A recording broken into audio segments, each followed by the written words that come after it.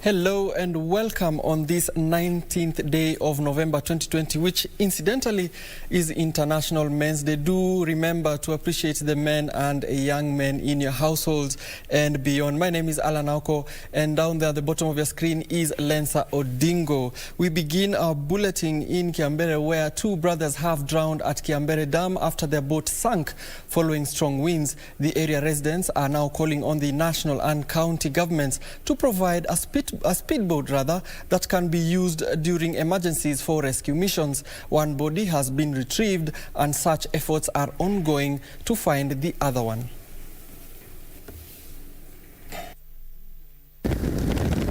Barely a day after the boat tragedy at Usenge in Lake Victoria, where at least 10 were feared dead, two brothers perished in Kiambere Dam after their boat was overwhelmed by strong winds and sank. The two brothers were sailing in another vessel that was carrying 6 people heading to the launch of a new boat. The two brothers, however, did not make it out of the waters. Their mother, Lena Njeru, struggled to come to terms with the loss of 2 sons at a go. Kama saa 10 hivi kijana nasikia walikuwa kijana 6, wawili ndio wangu ndio walipoteza mwili. She recalled the last time she saw one of them as he left the farm to join his brother. Ndio tulikuwa na yeye kwa shamba tupanda. Wakati wa kama saa 8 hivyo ndio wakati alitoka nyumbani. Kutoka nyumbani sijui alikuwa anaenda wapi. Na huyo mwingine alitoka nyumbani asubuhi kama saa 2 hivi, James Maniki. Mimi nilipata habari ama wamepoteza moyo saa 10 pia zimeelekea saa 12 hivi. She is now appealing to the police and other government agencies to help in locating the other body to enable the family begin burial arrangements. Tunaweza kupata usaidizi wa kutafutia huyo mmoja kwa maji na mwili ambayo inaonekana tuchukuliwe. Silas Nthiwa Nyaga, a cousin to the deceased, recalled that the family had lost another son a while ago. Tungeomba serikali itusaidie nje ibebe huyo mwili umepatikana, ndio huyo mwingine naye pia tuendelee mbele na kutafuta. Utoka saa hiyo moja tangu apatikane saa 12:30, saa hii saa 8 kamili, na mpaka sasa hakuna usaidizi wowote tumepata kutoka kwa serikali, na tungeomba serikali itusaidie nje chukue huyo mmoja amepatikana na huyo mwingine itusaidie kutafuta. Lenny Mwaniki, Kiambere Ward MCA, appealed to the county government of Embu to provide speedboats that can be used to rescue fishermen and villagers who cross the dam daily to earn a living on the other side of Kitui and Embu counties. Tunataka tuangalia kwamba hao watu wametengenezewa motorboats kama 2 hivi ndio waweze kuzitumia katika biashara zao za kufukisha watu kutoka ng'ambo hii mpaka ng'ambo ile nyingine ya Kitui County. Na serikali tutasukumana tuhakikishe ya kwamba hao wananchi wangu wa Kiambere Ward wamepata zile boats ndio tuweze kuzuia hii maneno ya kila wakati mtu amekufa maji, sijui mara wakifanya uvuvi mtu ameanguka. For Channel 1 News, I am Emily K. Bade. Right, and now we want to cross very quickly to Kisumu County, where the CS for Education, Professor Magoha, is speaking right now. Let's listen in. They are examination candidates. This one, the government is not going to accept. The government will not accept this. And we are now not asking, but we are directing teachers to ensure that no child who in any case has lost time is sent home to go and lose more time. This one we are not going to accept.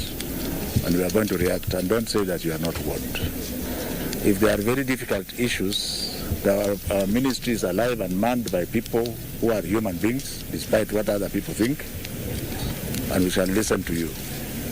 In this regard, we knew that there are many schools that had a lot of food, because in the first instance, day secondary school is free of charge, and so is free primary school. So the only children that should be having problems are those in boarding schools. And let this be a very clear message that we had a lot of food which we delayed from giving back to the children as they are at home. So there are schools with a lot of food that they can still use to ensure that they underwrite those children who are poor. And I want to use this medium to ask all my officers in the field that they should find out which schools perhaps don't have enough food. And instead of giving the food to the children at home, some of this food must be transferred to those schools that have children, perhaps who are having fee issues, so that they can be fed as the fee issues are dealt with. Let us have a human face with this regard to our children, and I don't think that we are going to accept anything else for the avoidance of doubt, even for the private schools which are private. I think because of the COVID-19, can we agree that you agree to discuss issues of school fees as long as the child is at school and is not losing any more time? So let us not hear that somebody has sent. I was being told that somebody was happy to say she has sent 45 children at home. That one cannot be our teacher, because our teachers don't do that. Every child must be considered as a special case, and the circumstances must also be considered. For those principles, and I would want Kahi Ndimuli to find out from his members, there must be principles with the extra food that they are about to give to the children who are at home as we directed. Can this be stopped for the time being as we make sure that no large group of children are sent home in terms of fee pending? Finally, on the issue of school fees again, I'm starting to hear murmurs, and you see, being a Kenyan is very difficult also, because we had said in very simple English that the first term was complete, isn't it? And I'm talking about the boarding houses. First term was complete. So we expect our parents to struggle when we open in January to pay fees for the second term of last year. There's no argument there. And our instructions have been very clear that as our parents struggle, and we understand as they struggle, let them be sincere so that those who can pay should pay, and those who can pay in bits can pay in bits, and those who can't pay completely, then we would want to listen to them.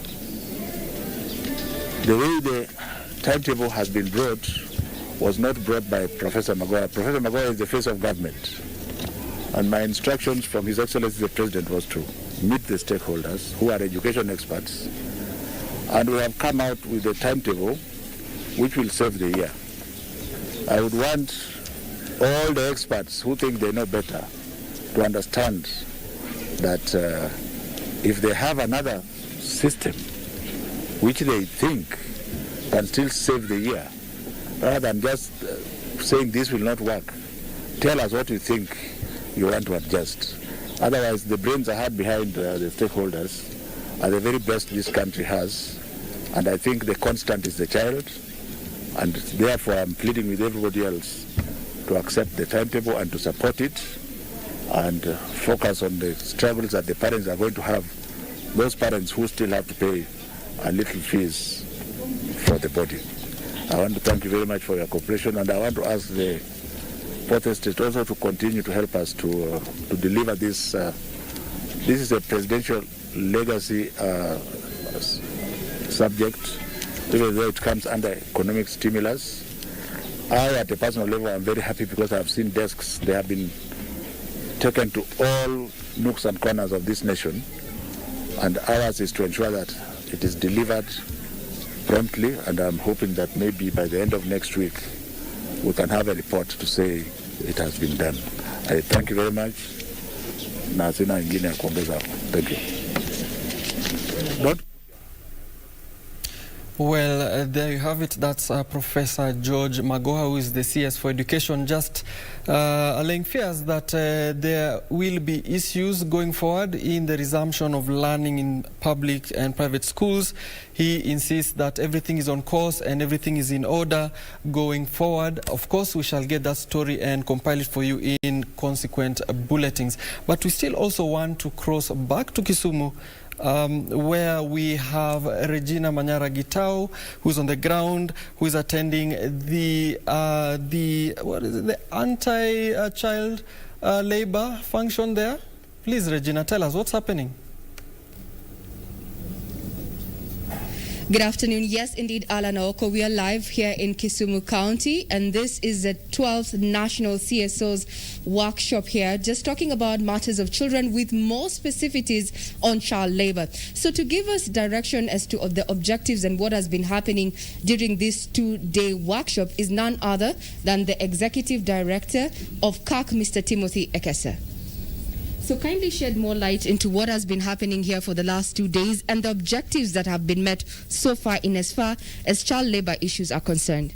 Thank you very much, Regina. We've been here for 2 days in a national workshop. It's our 12th national workshop with a specific theme of looking at eradicating child labor. And as you can see, we have our participants from all over the Republic of Kenya. And the main objective was actually to come up with strategies and means of eliminating child labor in this country once and for all. Mm-hmm. Yeah. Now, yesterday we had the Kisumu County government representative saying that they have embarked on mapping of child labor areas. What do you think this is going to do in as far as data collection is concerned?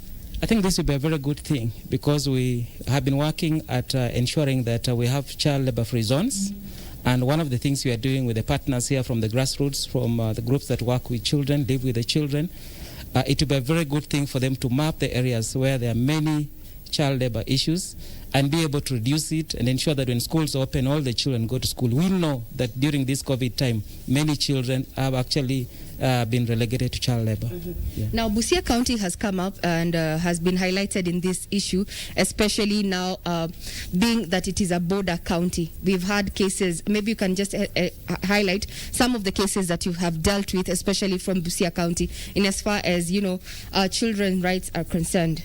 I think as the partners have shared, Busia is an entry into Kenya, and we know it's also a border town where we have a lot of cross-border children, cross-border trucks. It is actually the exit of Kenya, and we know very well that many children are involved in sexual violence and also trafficking. And the partners who are here, they have shared really strategies that they have done as a network with a network of 30 CSOs working there. And what they have done is that they have been able to even work with the borders and actually ensure that each of them, they have a number and they can be able to protect children. They are part and parcel of the network. Mm-hmm. Yeah. Now, are you happy with the stakeholder engagement that you've had and the participation of government in as far as eradicating child labor is concerned? Very well. We are really happy with the engagement of the government, especially the Kisumu government, where it has been highly represented by the governor, and we are expecting the deputy governor to also join us today. And they have taken it upon themselves to actually make children their business. Yeah. Now, in delivering services in as far as children issues are concerned, with these COVID-19 disruptions, how have you handled it as, a key organization that focuses on matters of children's rights? It has not been easy during COVID time. Because we know there was lockdown and children were out of school for 8 months. And what we've been doing with our partners is that we had to come up with innovative ways of still reaching the children through the religious institutions who meet with the partners every week, and also using the local administration to be able to reach children at their level, ensuring that we also provide masks, face masks, and some groups here have also been even providing medicine for the children who are on HIV/AIDS, the package, so that we ensure that they don't actually suffer this time. We did not go on lockdown as CSOs. We've been working, because if we went on lockdown, then by next year we'll not have any children going to school. Indeed, you've heard there Allan Aoko, that is the Executive Director of COC, just giving an overview of what has been happening in this 2-day national workshop. They're bringing together CSOs, not just in Kenya, but also from the global front. We had participants from the Netherlands as well as China giving in their input as what is to be done to ensure that we eliminate child labor issues. The hashtag has been child labor affects all, and it's not just a one-person thing or a one organization initiative. It's supposed to be all inclusive. I'm Regina Manyara. We are live indeed from Kisumu County. I hand it back to you in Nairobi at the Broadcasting House. Indeed, thank you very much. That's live from Kisumu, where the 12th National Children's Sector CSO Advocacy Workshop is ongoing, where we've had developments such as Kisumu beginning to map out areas prone to child labor and so on and so forth. Of course, that as well we shall package for you for the subsequent bulletin. But right now we want to go for a very short, quick break. We'll be back after these messages.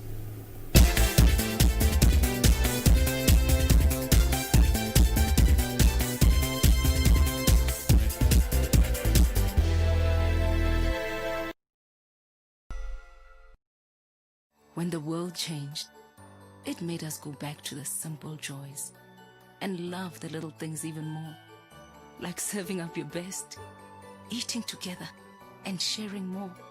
Now, we'll take nothing for granted and always remember to taste the simple joys.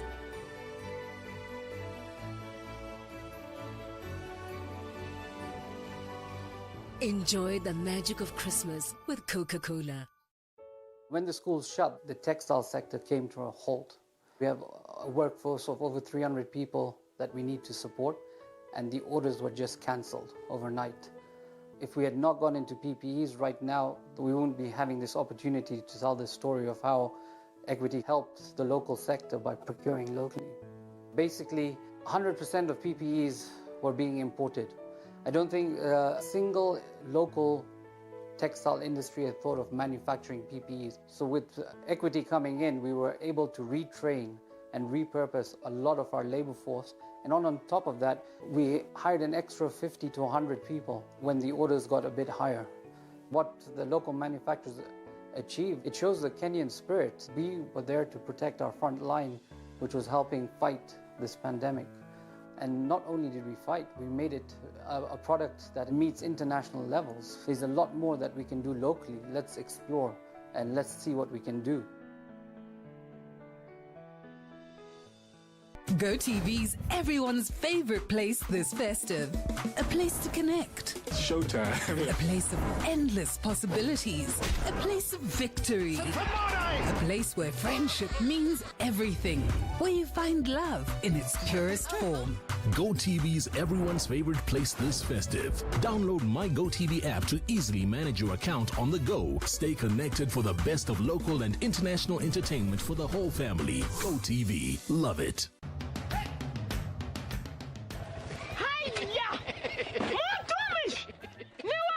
Ni mimi. Ulitoa pikipiki? Mulitani sitaomoka. Ni yako. Hii nduti ni yangu. Niliwahi pale Quickbit. Quickbit? Quickbit imekuja kusaidia wananchi kama sisi. Nilinunua 399 shillings. Juu nilikuwa the lowest unique bidder. 399 shillings. Quickbit shilingi moja unaweza nunua free. Shilingi mbili unaweza nunua micro. Shilingi tano unaweza nunua hata gari. So tupeleke huko hata mtu aende huko. Jiunga na Quickbit ni rahisi. Enda kwenye M-Pesa, bonyeza paybill kisha weka business number 4032353. Kwenye account weka kodi ya bidhaa unayotaka na bidi yako ya chini zaidi. Kwa mfano TV 16. Kisha weka shilingi 20 tu kama idadi yako. Weka bidi yako pia kwenye www.quickbit.co.ke. Kumbuka, bidi ya chini zaidi ya kipekee ndio ununua. Quickbit, bidhaa bora kwa bei ya chini. Tonight on KBC Channel 1. Ona itajisi. Haiwezi, think of the consequences. Sioni vile narudi kwa hiyo sakoli yao yanges. Cheki kitu wamefanya budangu. Firstly, we don't know the true story. Amua unachotaka kufanya.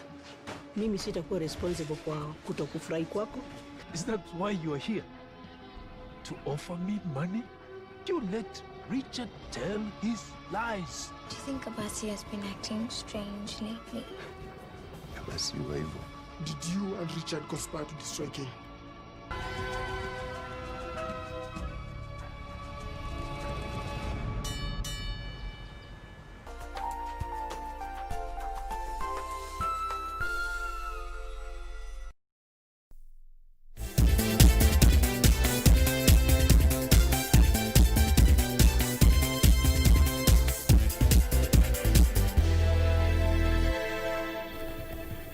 Indeed, if you're just joining us, this is KBC Lunchtime News with me, Allan, Aoko, and Lensa Odingo as the sign language interpreter. We now want to cross briefly to Mombasa Road, where we have our reporter Betty Kiptum, who's accompanying the Industrialization CS, just to know about the preparations of the ministry in safeguarding against COVID-19 misfortunes. Betty, if you can hear me, what's happening?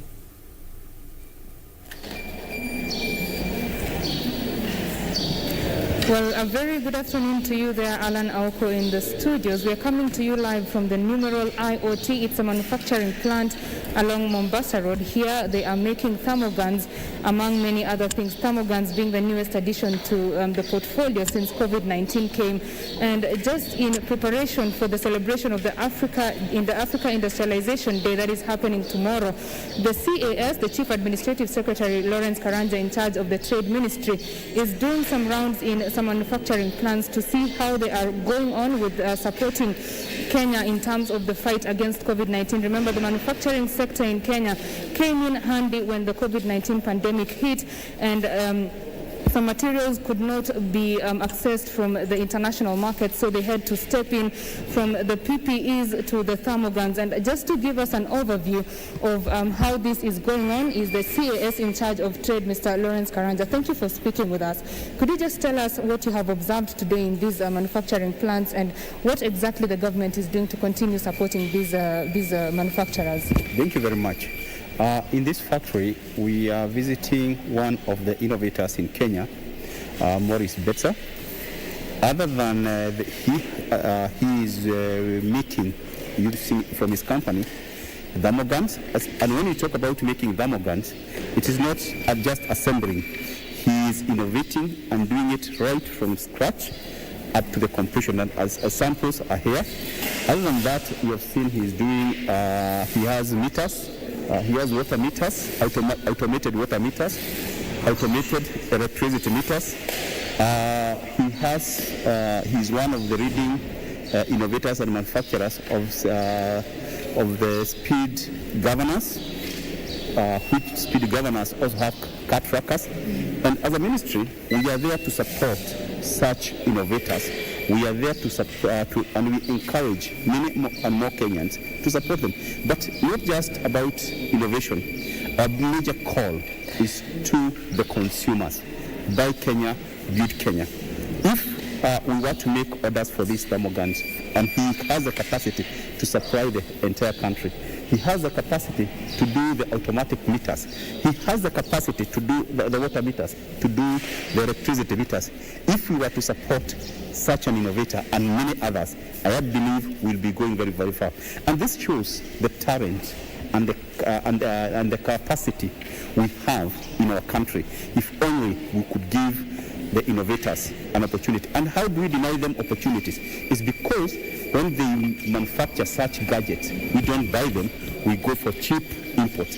Can we be proud of buying Kenyan-made goods? That is why our mantra right now is buy Kenya, build Kenya. All right, and of course this time of the COVID-19 pandemic, a lot of confidence has come from the Kenyan people in terms of what the Kenya's manufacturing sector can do. So what exactly is the ministry doing to push this mantra of buy Kenya, build Kenya, so that the people can even have more confidence in our products? One of the things is that we developed a list of items which will only be the government and government agencies will buy if only they are locally manufactured.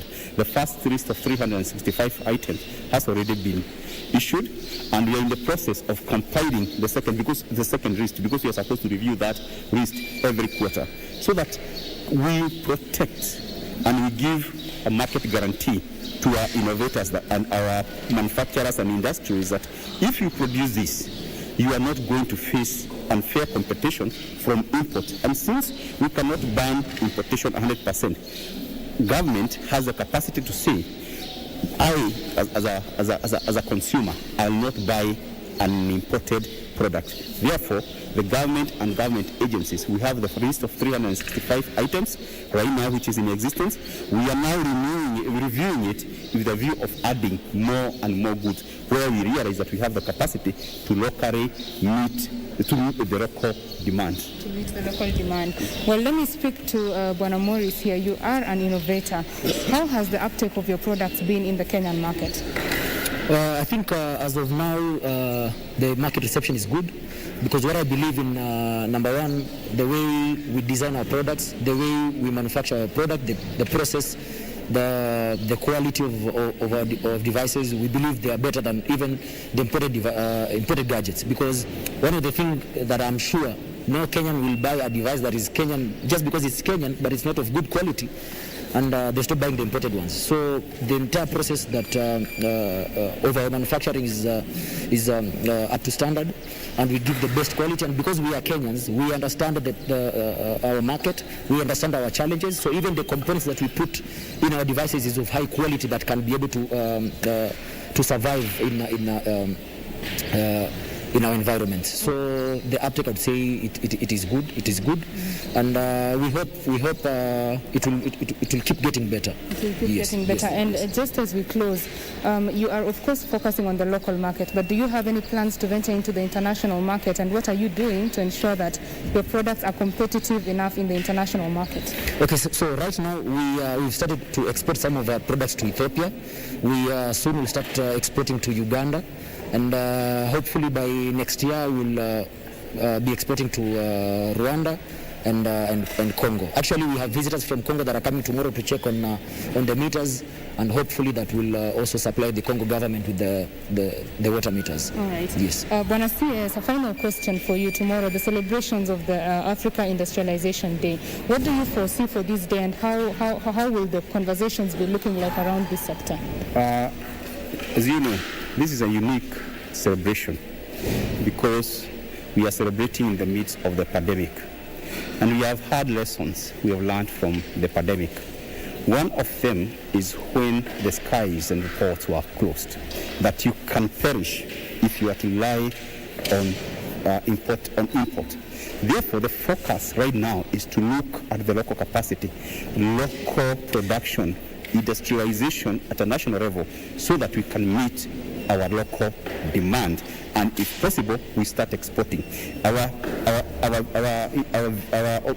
mission as a ministry to ensure that we have done sufficient or enough manufacturing or industrialization to meet our local demand, so that we can substitute the imports with locally manufactured items. That is our target and our theme for this year, so that by 2030 we'll be already an industrialized country, having majority of the items consumed locally manufactured or produced locally. Okay, thank you very much. Well, the call is to ensure that by 2030 we are supplying the local market with locally made goods. That is the rallying call ahead of those celebrations happening tomorrow. That is the latest on matters manufacturing. Allan, Aoko, back to you in studio. I'm Betty Kiptum. Indeed, thank you very much, Betty Kiptum there, touring with the CS of Industrialization and the entire ministry, just looking at the efforts of the private sector in safeguarding against the risks of COVID-19. Now, moving on, the move to postpone collection of BBI signatures scheduled to commence today has been received with mixed reactions amid heightened debate on the merit and demerits. ANC leader Musalia Mudavadi, supporting the postponement, called for more consultations to ensure inclusivity. Safin Achieng Ouma with the details of the continuing debate on the report. Barely 24 hours after the BBI Secretariat opted to postpone the start of the signature collection exercise, citing late completion and publication of the Constitutional Amendment Bill of 2020, the news has been received with mixed reaction. ANC leader Musalia Mudavadi has commended the move, calling for more discourse on the contents of the report and consensus building. Perhaps this is some kind of divine intervention, which gives Kenyans room to quickly close ranks on the areas that were extremely contentious. I say so because once the final publication is done, that is the document that signatures must be appended to. This coming even as proponents of the BBI report continue to drum up support for the document across the country. ODM flag bearer Omar Boga, who was in Ukunda ahead of the December 15th Msambweni by-elections, Mombasa Governor Ali Hassan Joho, and nominated Senator Agnes Zani called on residents of the coastal region to rally behind the Building Bridges Initiative report. Hapa kuna shida za mashamba.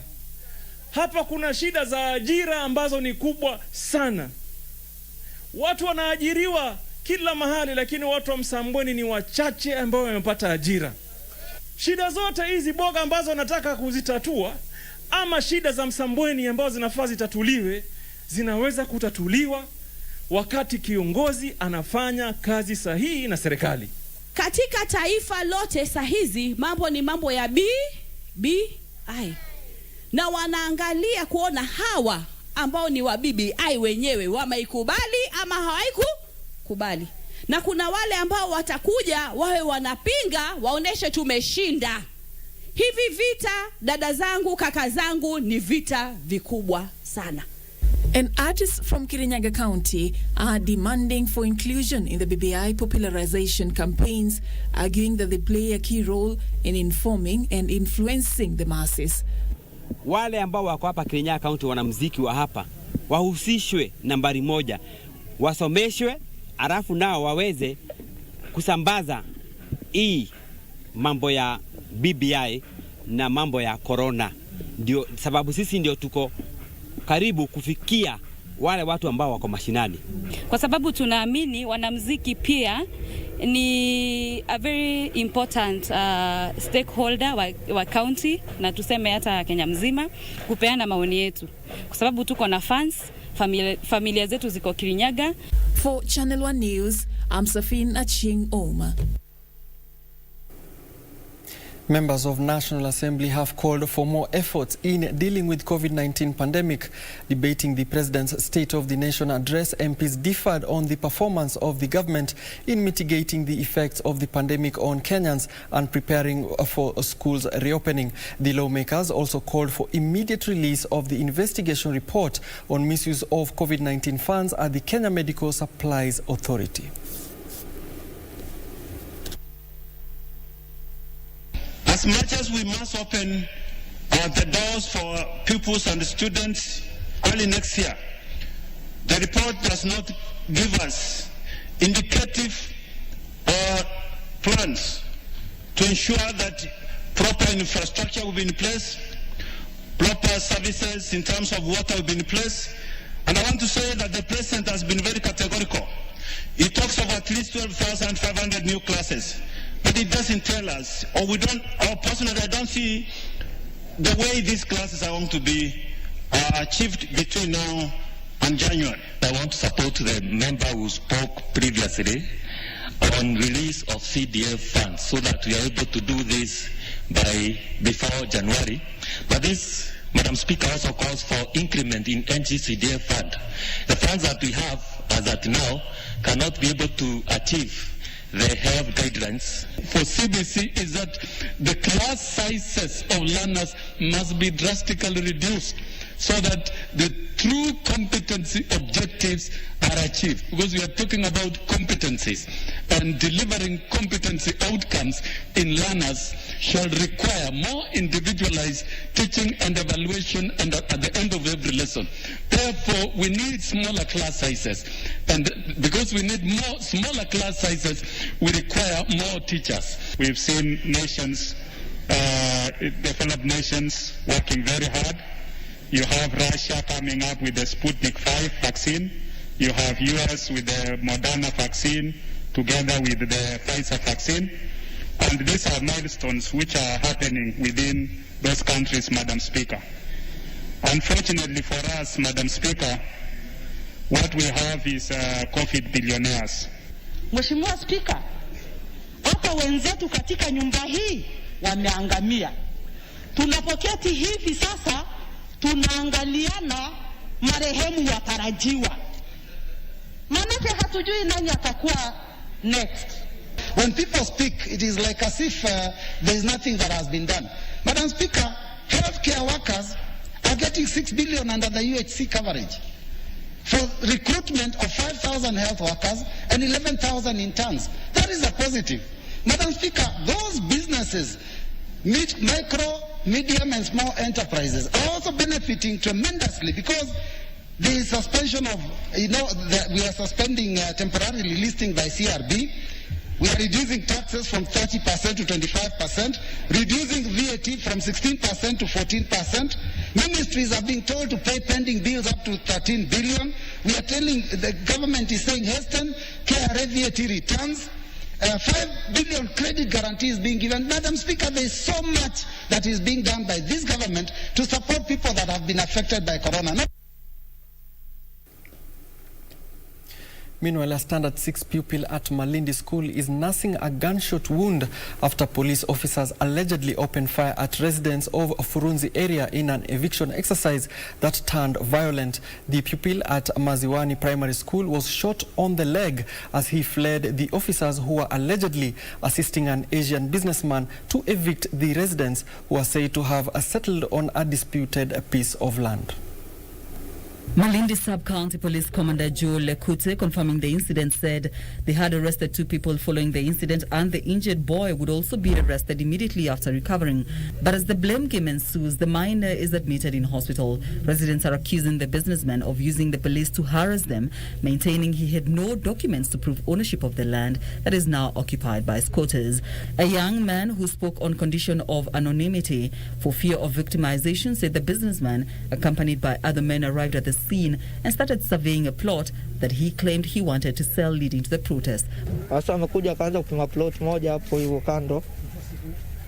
Katika zile harakati za kupima ile plot, wakafuata wakaulizwa maswali kama wanapima plot kama nani. Na wakadesha alikuwa anataka kuuza hiyo plot juu ni shamba yake. Sasa akaulizwa kuna total deed, akakataa kutoa, alikuwa yuko katika harakati za kinguvu. Masi Wanjira, who also settled on the land, claimed the land has always been a subject of controversy, calling for a speedy resolution on the matter. Huyo muhindi amekuwa na shida ya kutuangaisha sana. Kwanza saa 7 za usiku wanataka wanaume. Wanakuja wanabisha mlango, wanataka kubeba watu. Sasa leo kulikuwa na kesi kotini. Ilisemekana kuna watu walitaka kuchoma nyumba ya huyo kibaraka anaitwa Nyundo. Wakatoka kotini tu hivi akakuja tayari kupima mahali kule. Caroline Kamau reporting for Channel 1 Lunchtime News.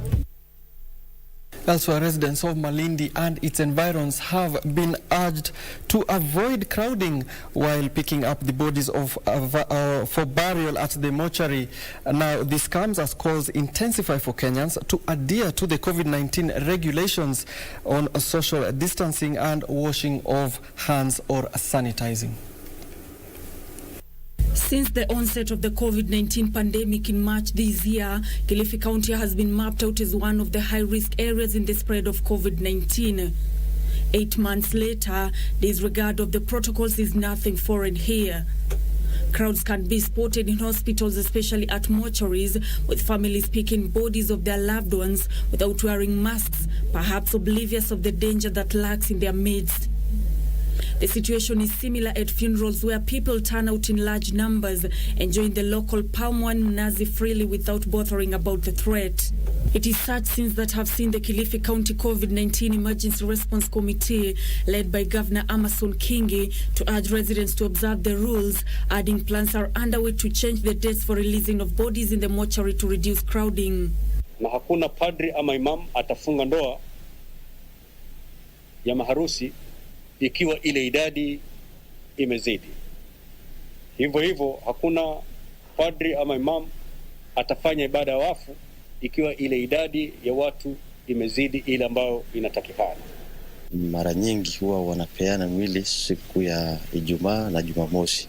Kwa hivyo tumejaribu kumweleza aweze kupunguza ile idadi, ndio siku zingine aweze kupeana siku kama Jumapili au Monday apeane zile mwili, asije akangoja mpaka ifike siku ya Ijumaa na Jumamosi.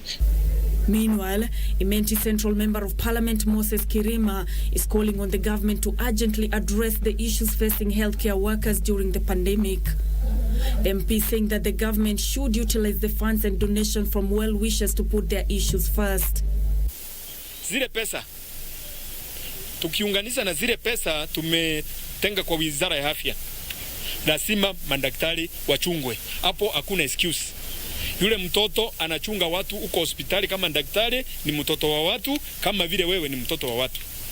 Kwa hivyo lazima madaktari ombi lao liangaliwe sawa sawa. He further said that Imenti Central Sub-County was prepared ahead of reopening of the schools come January next year, adding that they had allocated money from the CDF kitty to address issues of infrastructure, water points and expansion of some of the classes. This as the Education Ministry has been criticized for its alleged unpreparedness ahead of the reopening of schools. So we are wondering how prepared the government is. If for 7 good months they have done very little, what is the guarantee that for the remaining 1 month before January, there is so much that is going to be done? We are worried for our kids. Finally, Narok Governor Samuel Ole Tunai and the County Commissioner Evans Achoki has urged the area residents to adhere to COVID-19 guidelines, especially within marketplaces. Katika kaunti hii ndio mwezi ambaye kunakuwa na sherehe nyingi za marriages na pia initiation ceremonies. Na unajua mahali kuna hizo sherehe watu wengi huwa wanakusanyika, na ndio unakuta saa nyingine kwamba hapo ndio kuna break up ya ile masharti kuu yote imeweza kusema ya kwamba lazima izingatiwe.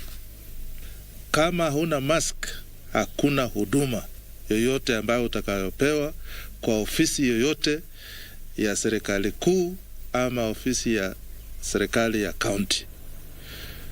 Pili, tumekubaliana ya kwamba kuanzia sasa yule ambaye hajavaa mask atashtakiwa. The two say many sectors including tourism had been affected, hailing ongoing efforts worldwide in search of a vaccine. Nancy Okware, Channel 1 News.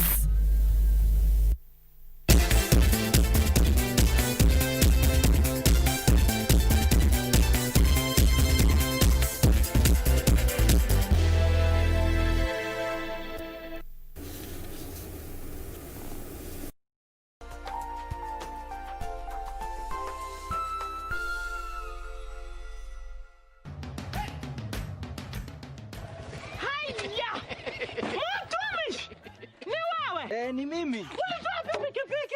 Mlitani sitaomoka. Ni yako. Hii nduti ni yangu. Niliwahi pale Quickbit. Quickbit? Quickbit imekuja kusaidia wananchi kama sisi.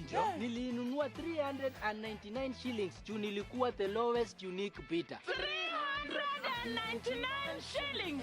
Quickbit shilingi moja unaweza nunua pizza. Shilingi 2 unaweza nunua microwave. Shilingi 5 unaweza nunua hata gari. So tupeleke huko hata mtu aende huko. Jiunga na Quickbit ni rahisi. Enda kwenye M-Pesa, bonyeza paybill kisha weka business number 4032353. Kwenye account weka kodi ya bidhaa unayotaka na bidi yako ya chini zaidi. Kwa mfano TV 16, kisha weka shilingi 20 tu kama idadi yako. Weka bidi yako pia kwenye www.quickbit.co.ke. Kumbuka, bidi ya chini zaidi ya kipekee ndio hununua. Quickbit, bidhaa bora kwa bei ya chini.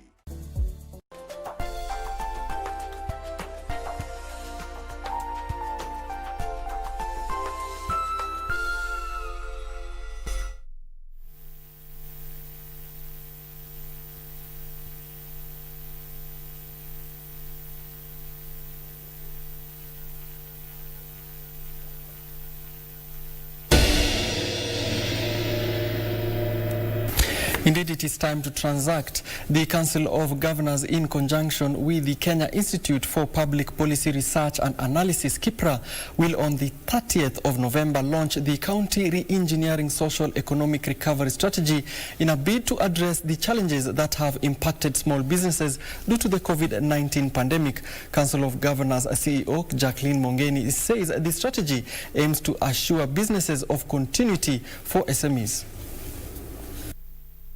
Even before the adverse effects of the COVID-19 pandemic, a survey by the Kenya National Bureau of Statistics indicated that about 400,000 micro, small and medium enterprises do not celebrate their second birthday. This in turn affects 80% of the 800,000 jobs created in the informal sector annually. However, county governments are now seeking to offer opportunities, capacity building and resources to support small businesses. We've just concluded the study, and not just a study, but taking on information and interacting with counties to ask, in this COVID season, small businesses were affected, people lost their jobs. What is it that you will shift around? Because they have the county integrated CIDPs, development policies, and also they have their AWPs, the annual work plans, which they derive AWPs from the CIDPs. Council of Governors CEO Jacqueline Mongeli says the challenges of small businesses go beyond challenges in accessing capital, but also matters of risk management and incompatible policy frameworks. There's a pillar on supporting the SMEs for recovery and putting resources there to ensure that we shift away from projects that are so heavily machine-based and whatever, so that we can be able to bring in people who dropped out of jobs and bring them back into the earning market, and then to ensure that they are able to save this, to now learn and save, so that if there's another pandemic, the SMEs are not caught off guard. Currently, growth of small businesses is hindered by inadequate capital, limited market access, poor infrastructure, inadequate knowledge and skills, and rapid technological changes. Allan, Aoko, Channel 1 Business.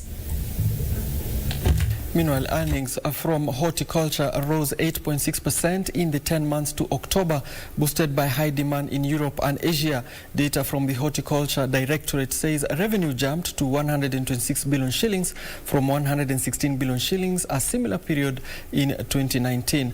However, export volumes fell by 6% to 263 million kilograms due to disruptions caused by the COVID-19 pandemic. The global horticulture industry has gone through a painful phase this year, where 70% of traders are expecting a significant drop in earnings, rattled by slow demand due to COVID-19 pandemic. The International Association of Horticultural Producers indicate that the market was valued at 28 trillion shillings, but this year they expect the market value to drop. However, the Kenyan exporters have been spared, with earnings rising by 8.6% in the months to October this year. The Horticulture Directorate says fruit export earnings rose to 17 billion shillings from 11 billion shillings in 2019. In April this year, the world's largest flower market in Amsterdam was closed in a bid to curb the spread of COVID-19. This impacted Kenyan flower exporters adversely, as the Netherlands is Kenya's biggest export market for flowers. Flowers, which account for the largest portion of income from horticulture exports, fetched 90 billion shillings as demand peaked following the reopening of many economies in Europe. The Directorate says it does not expect full-year results to change in the face of the second wave of the coronavirus that has led to the closure of some economies in key markets in Europe and the United States. During the first 10 months of this year, vegetable earnings fell to 19 billion shillings from 21 billion shillings. The Directorate is worried that the second wave is likely to lead to reduced demand, especially during the Christmas season. O'Brien, Command for Business, Lunchtime News. Meanwhile, Cooperative Bank made 9.8 billion shillings in net profit during the first 9 months of this year, representing a 10% reduction, which the lender blames on increased COVID-19 related loan loss provisions. Now Cooperative Bank booked a 90% increase in loan loss provisions from 2.1 billion shillings in 2019 to 4 billion shillings. Confirmation of the first coronavirus case, so the government recommends social distancing and work from home for non-essential workers. This affected income generation that saw the central bank, among others, recommend that commercial banks allow borrowers facing difficulties in repaying their loans to restructure them. This has come to haunt banks that have been reporting steady increases in non-performing loans that has affected profits. ABSA saw its Q3 profit plunge 65%. KCB reported a 43% dip in profit, while Equity Bank saw profits reduce 14%. Cooperative Bank, which released its Q3 results Thursday, says net profit reduced 10% to 9.8 billion shillings on account of increased COVID-19 related loan loss provisions. Group CEO Gideon Muriuki, in a statement, said in appreciation of the challenges that businesses and households are grappling with from the disruption occasioned by the ongoing pandemic, the group has taken a 90% increase in loan loss provision from 2.1 billion shillings in 2019 to 4 billion shillings. As at the close of the third quarter, a total of 46 billion shillings in loans have been restructured to support customers impacted by the pandemic. The bank says fortification of digital channels to support uninterrupted access to banking services by customers continues, with over 90% of services now on alternative banking channels. Total assets in the period under review grew by 70.1 billion shillings to 510.9 billion shillings, while net loans and advances rose by 15.4 billion shillings to 284.2 billion shillings. The lender subsidiary, Cooperative Bank of South Sudan, made a pre-tax profit of 217.8 million shillings. Betty Kiptum, Channel 1 Business.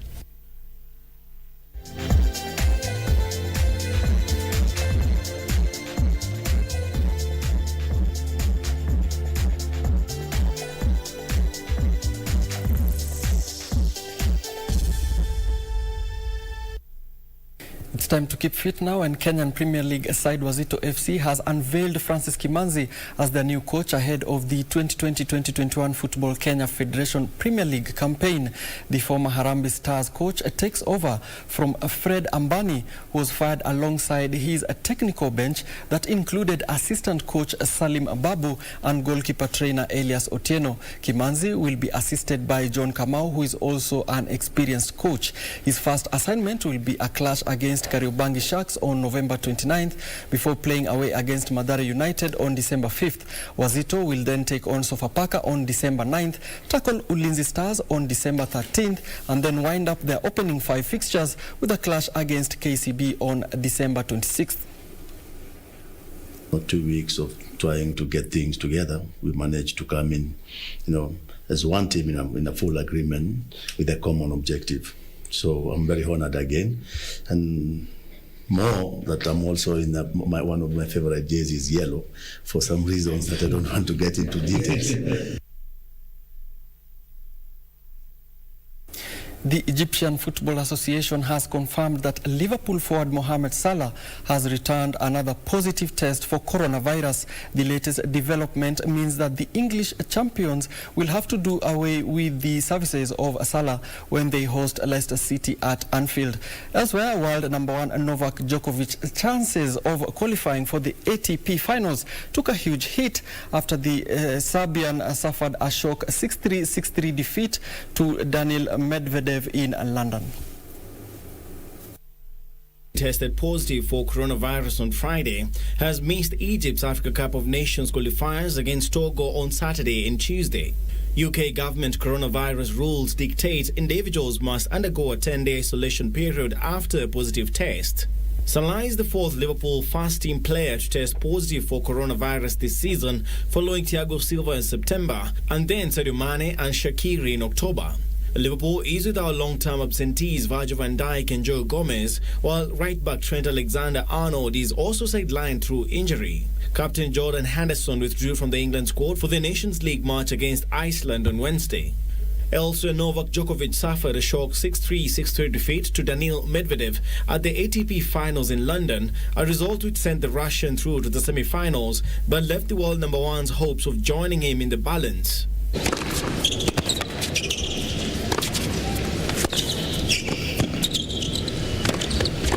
That's good net play.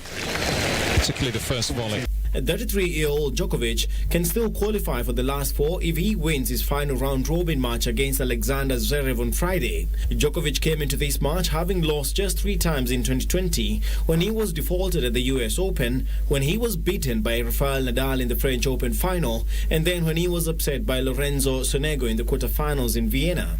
He is chasing a record equaling 6 titles at the ATP finals, and although he still has a good chance of advancing, he must do it the hard way against Zverev. Missed another. Relatively straightforward backhands. The German early on boosted his own hopes with a 6-3, 4-6, 6-3 victory over Diego Schwartzman.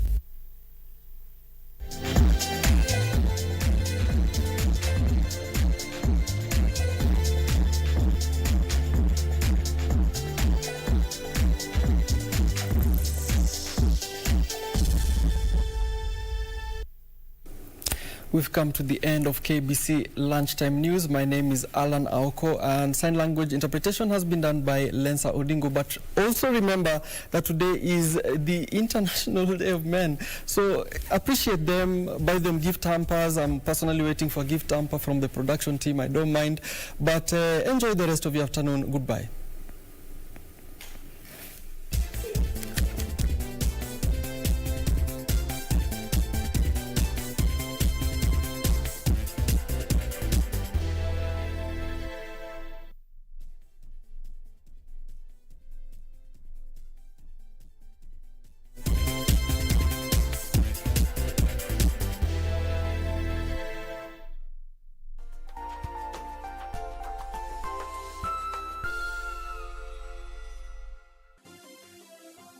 Vera Beauty College. Vera Beauty and Fashion College, with branches in Nairobi, Eldoret, Thika and Meru. Did you know that we are a TVET approved institution? We offer courses in fashion design, interior design in soft furnishing, event decoration, flower arrangement, event planning, hairdressing, barbering and dreadlocks, beauty therapy, makeup, nail technology, spa massages, teaching skills, TOT, solo business management, and many more. Register now and visit our website on www.verabeautycollege.com.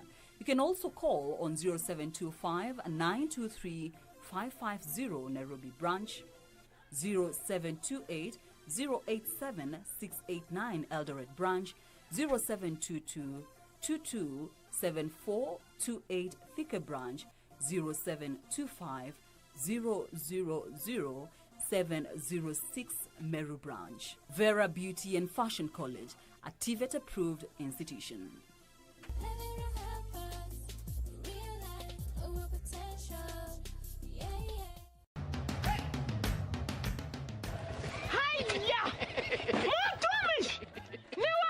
Ni mimi. Ulitoa pikipiki? Mlitani sitaomoka. Ni yako. Hii nduti ni yangu. Niliwahi pale Quickbit. Quickbit? Quickbit imekuja kusaidia wananchi kama sisi.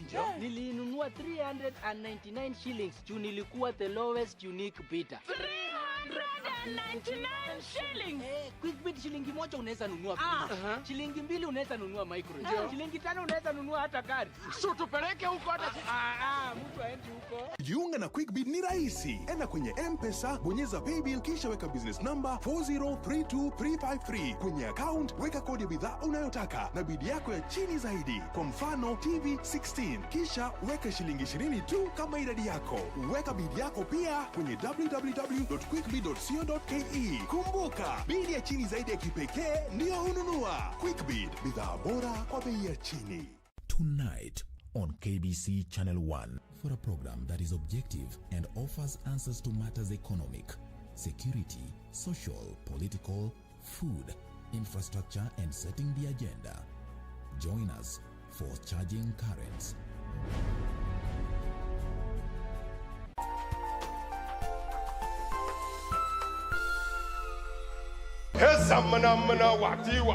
And when we saw him, we started screaming, JJ, JJ. That a coup